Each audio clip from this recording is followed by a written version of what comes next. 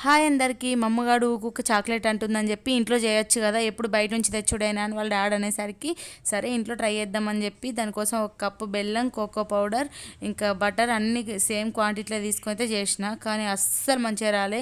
మస్తు అంటే మస్తు చేదుగా వచ్చింది. తింటే అసలు మా అమ్మగారు నోట్లో కూడా పెట్టలేదు, అంత చేదుంది. ఇక దాన్ని ఏం చేయాలని అర్థం కాక పారేయడానికి ధైర్యం రాక పొద్దున్నైతే కేక్ చేద్దామని అయితే ఇట్లా కేక్ ట్రై చేసిన. ఇక చాక్లెట్ కోసమని కొంచెం కోకో పౌడర్ క్వాంటిటీ ఎక్కువ తీసుకున్నా కాబట్టి ఇక్కడైతే 1.5 కప్ అట్లా గోధుమ పిండి, మైదా పిండి రెండు కలిపి అయితే పోసిన. కాకపోతే చూడడానికి మాత్రం మంచిగా ఉంది, బ్యాటర్ కూడా మంచిగా వచ్చింది.